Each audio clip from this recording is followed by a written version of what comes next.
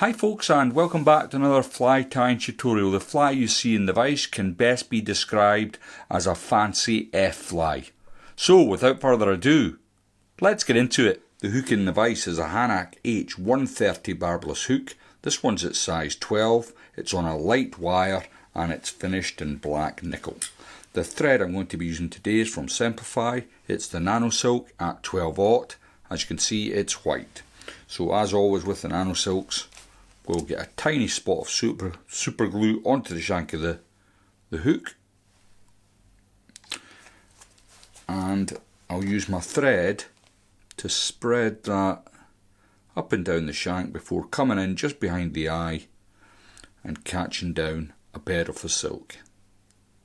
So before I get to where I eventually want to stop, I'm going to take away my rat's tail, get a couple more turns in, and then what I'm going to do at this point is come back up in open turns to the centre of the shank. Now I want to add a hot butt to this fly, and what I'm going to use is some mirror tinsel. This is the Mirage Iris. As you can see, it's fairly thick at 0.80. I'll just take a little bit off the reel. I don't really need very much of this. I just want a little bit of bling at the back end. So I'm going to come all the way back, just probably as the hook's starting to go round the bend. I'll stop there, and what I can do is get several turns, spare in, and use the rotary function on my vise to create my hot butt. Now, as I said, I don't need too much of it. I just want a little hint that something's going on at the back end, whether that be a trailing shock or maybe some eggs coming out the abdomen. Just suggestive. It's not meant to be a completely imitative pattern. It's just suggesting something is going on there at the back. So I've created my butt, and the next thing I want to do is create my tail. And what I'm going to use is a single CDC feather here. And what I want to do is cut the centre out. I'm just going to do that. It'll be a bit out of focus for you, I'm afraid, but basically I'll show you it once I've snipped away that edge. So what I've got is the CDC feathers running free off the thicker stem. Now what I can do is catch that in just wherever really. I can always adjust it. Once I've got a couple of loose wraps over, I can then pull the CDC through until I get about the right length for the tail. Once I'm happy I've got that, I can come over and clamp that down. Now you'll see I've covered some of my hot butt there, and that's because I didn't want all that shown.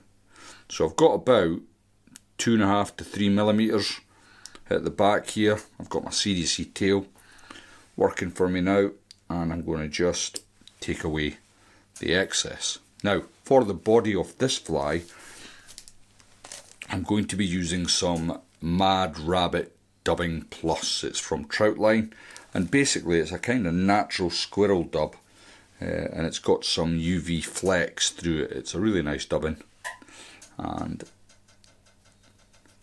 as Andrew's scruffy dubbing is becoming harder and harder to get, I've got to look for alternatives for many of my patterns. A lot of the stuff I use, and I do still have some of it left, but I'm kind of tying flies for fishing with that dubbing, and I don't want to waste what small supply I have left. So this is something I used to use before I discovered Andrew's scruffy dubbing, and it was always very good to me. So we've got that in place. Just a simple body. it's maybe a little on the thick side, I'm just going to just pull out the fibres before I catch in my wing, just to narrow that down, get that bushy effect going on. That's looking pretty good. Fairly pleased with that. So the wing of the fly itself, I'm simply going to use natural CDC, and I've taken 4 or 5 plumes because the 130 hook is very light. This is not a fly meant for fishing on a 7-weight rod. I'll be fishing this at maximum on a 3-weight, maybe even a 2-weight. So the hook will have plenty of cushioning. I'm going to dress the CDC up. I don't want it to come quite as far back as the tail. That looks about right. So I can come in with my scissors and take away the excess over my bin. Now before I catch it in, I am just going to add a little bit of beeswax to my thread. Gives added grip on the CDC. Now as I'm tying it in, I'm going to angle the wing towards me, because as I bring the thread over, it will roll it onto the top. So I'll catch it in there, and I don't know how well you've seen that on the camera, but the CDC rolls onto the top. So I've got that in place, and let's have a look, see how it's sitting. Yeah, not too bad. It's come a wee bit further back than I would have liked, but I'm not going to be overly worried about it. So, to finish the fly off then, I could simply just get some more Mad Rabbit, dub it on in a dubbing noodle, and then wrap it up and finish it. But I like to split the thread to create a dubbing loop. I just think you get a much better effect doing this. Now if you're in a hurry and you're tying up a load of these for just fishing purposes, then fine. You know, you just make your dubbing noodle, dub it up, and then scruff it out with a brush, and you'll probably be absolutely fine. But if you've got the time, this little extra stage does give you, in my humble opinion, a better result on the fly. But hey, what do I know? It's up to you, and it's definitely up to the fish if the extra effort's worth it. So this is a fly I would fish probably on its own. I wouldn't be fishing this as part of any team. Be a single fly, very light tippet, trying to pick out more choosy fish. So every time I go back, I'm sweeping back the fibres just to create that cloaking effect over my thread wraps.